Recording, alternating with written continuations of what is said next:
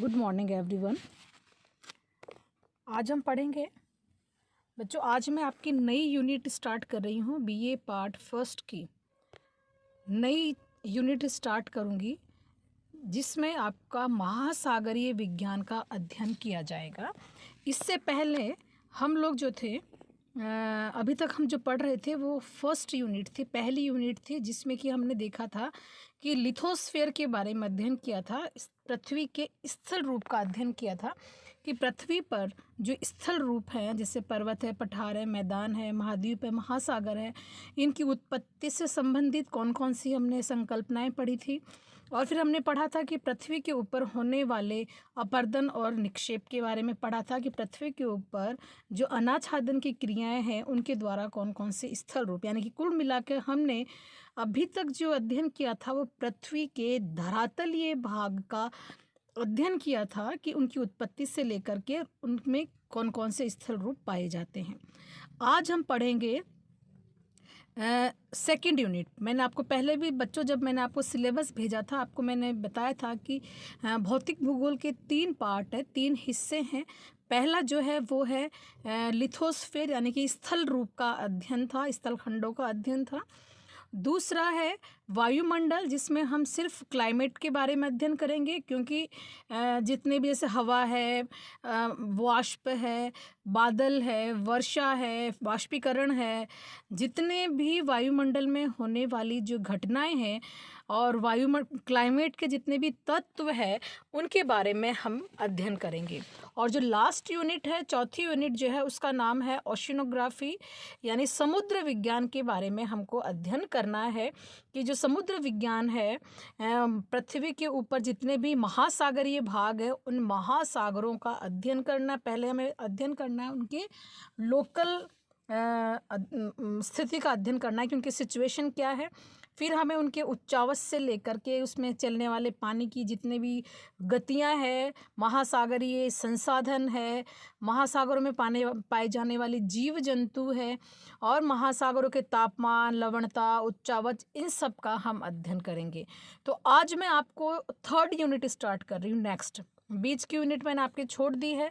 मैंने इसलिए छोड़ा है उसको, ताकि मैं ये चाहती हूँ जब हम फेस टू फेस मिलें तब मैं आपके उस यूनिट को लूँ, क्योंकि उस यूनिट में बहुत कुछ चीज़ें एक दूसरे से जुड़ी हुई हैं। तो हम उसको मुझे लगता है कि इसमें हम उसको कंटिन्यू नहीं रख पाएंगे और ना ही उसमें हम अच्छे से समझ पाएंगे।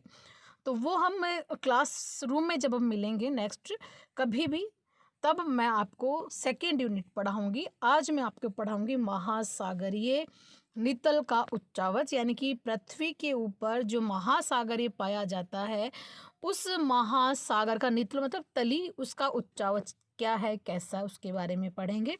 तो बच्चों, हम सबको पता है कि पृथ्वी का जो कुल क्षेत्रफल है उसका 71% जो भाग है वो सागरीय है। यानी कि पृथ्वी का जो ग्लोब है, ग्लोब का जो कुल क्षेत्रफल है वो 50.995 करोड़ वर्ग किलोमीटर है।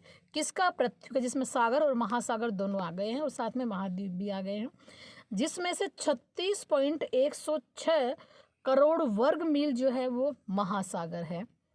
यानी कि टोटल 71% भाग पर सिर्फ क्या है, जलमंडल, जल है, जिसमें महासागर, सागर आते हैं। और 14.889 करोड़ वर्ग किलोमीटर क्षेत्र, यानी कि 29% भाग जो है उस पर स्थल मंडल है। और अगर आपने पृथ्वी का ग्लोब अच्छे से देखा है तो बच्चों, पृथ्वी का जो मॉडल उसको समझा हो तो आपने देखा होगा कि पृथ्वी पर जो, मान लीजिए ये पृथ्वी है, ये भूमध्य रेखा है, और इसका ऊपरी जो भाग है उसको हम कहते हैं नॉर्थ हेमिस्फीयर और दक्षिणी भाग को हम कहते हैं दक्षिणी हेमिस्फीयर।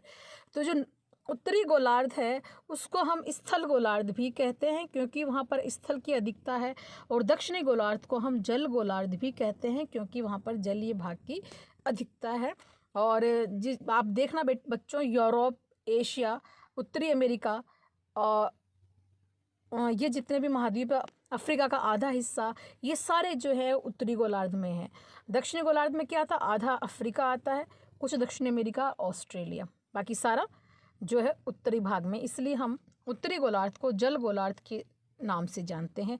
तो हमारी पृथ्वी पर जो टोटल महासागर है, प्रशांत महासागर, अटलांटिक महासागर, हिंद महासागर, हम इन सब महासागरों के संबंध में ही सारी जो समुद्र संबंधित चीज़ें हैं, जैसे समुद्र की पानी की गति है, लहरें हैं, तरंगे हैं, धाराएं हैं, तापमान है, उच्चावच है, और साथ ही लवणता है ना, और महासागरीय संसाधनों का अध्ययन करेंगे। प्रत्येक महासागर के उसको निजी रूप से हम पढ़ेंगे।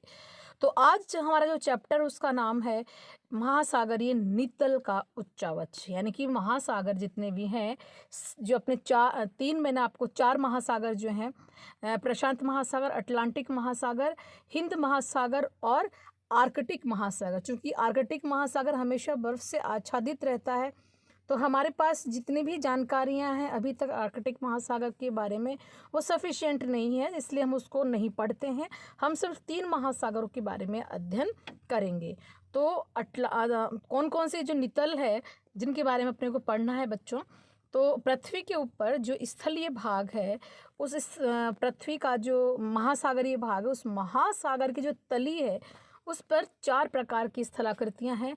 महाद्वीपीय मग्न तट, महाद्वीपीय मग्न ढाल, महासागरीय मैदान और महासागरीय गर्त। हम ये देखते हैं कि महाद्वीपीय मग्न तट किसे कहते हैं बच्चों।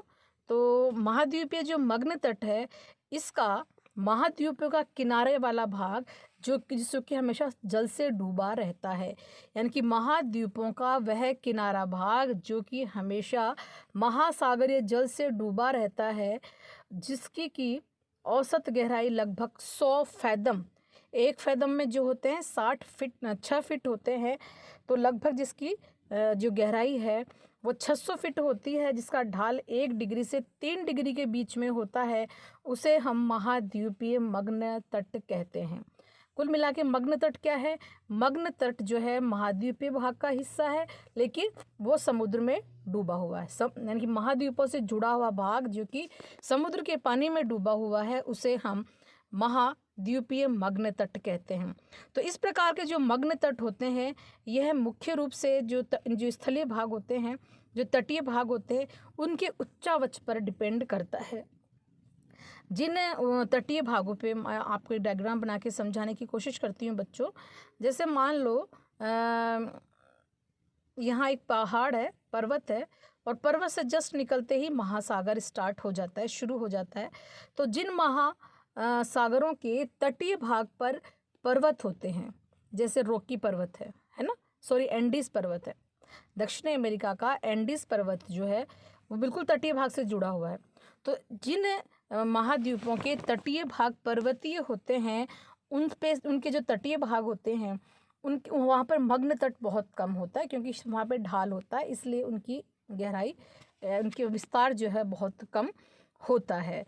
और जहाँ पर मैदानी भाग होता है, जैसे किसी गंगा नदी का जो मैदानी भाग है, गंगा ने जो डेल्टा बना रखा है, तो वो वहाँ पर मग्न तट की चौड़ाई बहुत अधिक होती है। तो इस प्रकार से तो जो महाद्वीपीय भाग है उनकी चौड़ाई वहाँ पर अधिक होती है, जहाँ पर कि नदियाँ अपना डेल्टा बनाती, जैसे मिसिसिपी नदी का मुहाना ले लो, गंगा नदी का मुहाना ले लो। जैसे गंगा नदी का मुहाना है, मिसिसिपी नदी का मुहाना है, जहाँ पर कि इनका विस्तार बहुत अधिक होती है। सामान्य रूप से जहाँ पर जो औसत मग्न तट होते हैं, उनकी जो चौड़ाई होती है, जहाँ पे नदियाँ मिलती हैं, वहाँ पर इनकी चौड़ाई 48 किलोमीटर तक हो जाती है। और जो जैसे यहाँ पर्वतीय भाग होते हैं, वहाँ पर इनकी चौड़ाई 1-2 किलोमीटर तक भी नहीं होती है। तो इस प्रकार से जो इनकी विस्तार अगर देखें कि मग्न तट जो हैं, इनका विस्तार किस प्रकार से है, तो आप देख सकते हैं कि इनका जो विस्तार है, टोटल महासागरीय जो भाग है, उनके नितल का 8.6% भाग, यानी कि जितने भी महासागर है, उस महासागर के अगर उच्चावच में देखते हैं तो 8.6% भाग जो है मग्न तट पाए जाते हैं, जिसमें अटलांटिक महासागर में जो है 13.3% भाग पर मग्न तट है, प्रशांत महासागर में 5.7% भाग है, और हिंद महासागर में 4.2 भाग पर मग्न तट मिलते हैं। इसका मतलब है कि सबसे अधिक जो मग्न तट हैं वह पाए जाते हैं अटलांटिक महासागर में। इसका रीज़न है कि अधिकतर अमेरिका की नदियाँ आके गिरती हैं, उत्तरी अमेरिका, दक्षिणी अमेरिका की नदियाँ जो है वो सारी अटलांटिक महासागर में आके गिरती हैं। उधर से यूरोप की नदियाँ आकर के अटलांटिक महासागर में गिरती है। अफ्रीका की नदियाँ भी अधिकतर जो है वो अटलांटिक महासागर में मिलती है, इसीलिए वहाँ पर मग्न तट चौड़े हैं। यानी कि पूरे मग्न तट का 13.3% मग्न तट जो हैं वो अटलांटिक महासागर में, प्रशांत महासागर में 5.7%। क्योंकि अटलांटिक महासागर का अगर आपको पश्चिमी भाग ध्यान हो तो दक्षिण अमेरिका पर रॉकीज पर्वतमाला फैली हुई है जो कि बहुत सक्रिय है, इसलिए उसका विस्तार वहाँ पर बहुत कम है। हिंद महासागर में 4.2% भाग है सिर्फ, जहाँ पर कि मग्न तट है। और और सबसे अधिक और औसत विस्तार कितना है इसका, 8.6%। अब अपन नेक्स्ट आते हैं बच्चों,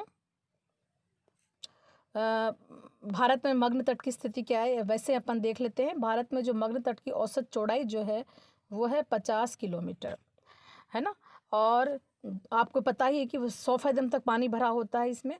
और इसमें जो सबसे लंबा जो है गंगा महानदी गोदावरी कृष्णा कांवरी आदि नदियों के मुहाने पर मग्न तट जो हैं कम चौड़े हैं, क्योंकि वहाँ पर वो पश्चिमी घाट की वजह से इनकी चौड़ाई कम हो जाती है। जबकि नर्मदा, ताप्ती, माही आदि के एस्चुरी तट पर मग्न तट जो सर्वाधिक चौड़े हैं। चूँकि मग्न तट जो होते हैं इनका ढाल 29 डिग्री तथा मग्न जो है कन्याकुमारी तक इसका 10 डिग्री तक ही पाया जाता है। अब आते हैं नेक्स्ट, जो लैंडस्केप महासागरों में पाया जाता है, जो उच्चावच पाया जाता है, जो रिलीफ अपने को देखने को मिलती है, महाद्वीपीय मग्न ढाल। बच्चों मैं एक आपको चित्र दिखा देती हूँ, शायद उसको देख के आप क्लियर करो थोड़ा सा अपने दिमाग में। ये एक डायग्राम है, यह एक डायग्राम है महासागरीय भाग का। ये महासागर है, ठीक है, और ये पानी भरा हुआ है। ये जो आपको दिख रहा है हिस्सा, आपको ऊपर ऊपर दिख रहा है जो, ये तो कहलाता है मग्न तट। ये जो हिस्सा है ये है ढाल, और ये जो कहलाता है ये है मैदान। बहुत ही क्लियर है, बहुत ही साफ है। देखो ये तो है मैदान, ये तट, क्योंकि ये तटीय भाग है। यहाँ पर ढाल दिख रहा है आपको, ये ढाल है इसलिए मग्न ढाल है। और यहाँ पर बहुत बड़ा क्षेत्र है, ये मैदानी भाग है। अब मैं आपको बताती हूँ कि मग्न ढाल किसे कहते हैं। मग्न ढाल जो होते हैं वह क्या होते हैं, जल के हमेशा जल में डूबे हुए रहते हैं। और मग्न तट और महासागरीय मैदानों के बीच में जो ढालनुमा स्थिति होती है उसे हम महासागरीय ढाल कहा करते हैं। और इनका जो औसत कोण होता है 5 डिग्री होता है, लेकिन कई जगह इनके ढाल में परिवर्तन होता है। जैसे सेंट हेलेना के पास में इस 40 डिग्री के आसपास होता है, स्पेन के आसपास ये 30 डिग्री, सेंट पॉल के पास 62 डिग्री, और भारत में कालीकट तट के पास 5 डिग्री से 15 डिग्री कोण वाले ढाल पाए जाते हैं। मग्न ढाल जो होता है यहाँ पर इसकी गहराई जो है 200 से 2000 मीटर तक पाई जाती है, और ढालू इनकी आकृति होती है। और सारे समुद्री भाग में इसका क्षेत्रफल जो होता है 8.5% है। बेटा मग्न ढाल पूरे महासागरों पर कितने हैं, 8.5%, जबकि महासागरीय तट कितने थे, 8.6%, है ना, जिसमें सबसे ज़्यादा है अटलांटिक महासागर में, और फिर है प्रशांत महासागर में 7%, हिंद महासागर में 6.5% भाग पर तटीय भाग पाए जाते हैं। और यहाँ पर निक्षेप का अभाव होता है। जितने भी महासागरीय ढाल होते हैं इनके ऊपर महासागरीय निक्षेप का अभाव होता है। निश्चित रूप से अभाव होगा, क्योंकि इनकी आकृति ढालू होती है। तो जो भी नदियाँ अवसाद लेके आती है वो इस पर टिकती नहीं, वो सीधे मैदानी भाग में चली जाती हैं। जिसको रुकना होता है वो तटीय भाग पर रुक जाती हैं, और बाकी ढालू भाग पर महासागरीय निक्षेप का अभाव होता है, क्योंकि बहुत खड़े ढाल इनके होते हैं। अब नेक्स्ट अपन देखते हैं महासागरीय मैदान। महासागरीय मैदान अभी देखो आपने इस डायग्राम में देखा हुआ, आप बच्चों इसमें देखो ये है महासागरीय मैदान। ये मैदानी भाग दिख रहा है आपको, हाँ जी बेटा ये मैदानी भाग है। तो ये कहाँ है, तटीय ढाल के जस्ट नीचे जो भाग है उसको हम कहते हैं महासागरीय तटीय मैदानी भाग। तो महासागरीय जो मैदानी भाग होता है ये बहुत गहरे होते हैं। यहाँ पे सर्वाधिक विस्तृत मंडल पर होता है। इसकी गहराई जो है लगभग 3000 से 6000 मीटर तक होती है और जितने भी महासागरीय भाग का 75.9% भाग पर महासागरीय मैदान का विस्तार पाया जाता है।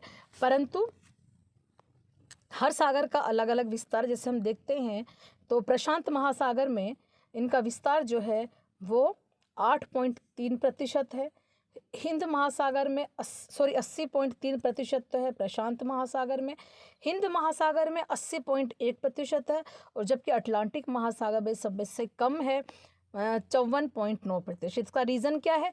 क्योंकि अटलांटिक महासागर में मग्न तट और महाद्वीपीय ढाल और तट दोनों का विस्तार ज़्यादा था, इसलिए यहाँ पर मैदानी भाग का विस्तार कम है। जबकि प्रशांत महासागर हिंद महासागर में विस्तार ज़्यादा है, इसलिए यहाँ पर इसका अधिक विस्तार है। ठीक है, इस प्रकार से ये जो मैदानी भाग होता है ये काफ़ी विस्तृत मैदानी भाग होता है। सबसे ज़्यादा सागरीय जो निक्षेप होता है वो इन मैदानी भागों में ही होता है, क्योंकि नदियाँ जो है अपना लाया हुआ अवसाद जितना भी होता है, पशु यहाँ पे जो पाए जाने वाले जीव जंतु वनस्पति उन सब का निक्षेप जा कर के मैदानी भागों पर ही होता है। और यहाँ पर ज्वालामुखी से निकलने वाले लावा का निक्षेप भी यहीं पर होता है। इस प्रकार से अगर हम देखते हैं 20 डिग्री उत्तरी अक्षांश से 60 डिग्री दक्षिणी अक्षांशों के बीच में जितने भी सागरीय भाग आते हैं उनमें इनका मैदानी भागों का निक्षेप का विस्तार सबसे अधिक देखने को मिलता है। ये आप देखिए बच्चों, एक डायग्राम आपके सामने है, इसको आप समझने की कोशिश करेंगे। आप देखिए ये महासागरीय भाग है और महासागरीय भाग ये नितल भाग है, ये महासागर नितल भाग है और यहाँ से ज्वालामुखी आते रहते हैं। ज्वालामुखी विस्फोट के कारण जो ज्वालामुखी का लावा जो है वो यहाँ पर जमा होता रहता है, जिसके कारण इसका विस्तार होता है और जमाव होता है। ये एक चीज समझाने की कोशिश की गई है कि आपको कॉन्टिनेंट वाला जब आपने पढ़ा होगा महाद्वीपीय जो प्लेट टेक्टोनिक थ्योरी में हमने पढ़ा था कि जो प्लेट्स होती हैं ये अभिसारी और अपसारी दो प्रकार की प्लेट्स होती हैं और ये प्लेट्स जब खिसकती हैं एक दूसरे की तरफ तो रिफ्ट का निर्माण होता है कि यहाँ से लावा निकलता है और यहाँ पर एक उसका निर्माण हो जाता है स्थलीय भाग का समुद्र के अंदर। अभी भी आपको मैं बता दूं बच्चों, जो अटलांटिक महासागर की जो तली है उसका विस्तार हो रहा है। मैं इसको जब आप मिलोगे तब अपन इस बारे में बात करेंगे। प्लेट टेक्टोनिक को मैंने आपको वीडियो शेयर नहीं किए थे क्योंकि मुझे उसको समझाने की आवश्यकता है। तो आज भी प्लेट जो अपना अटलांटिक महासागर है, अटलांटिक महासागर की तली जो है उसका विस्तार हो रहा है।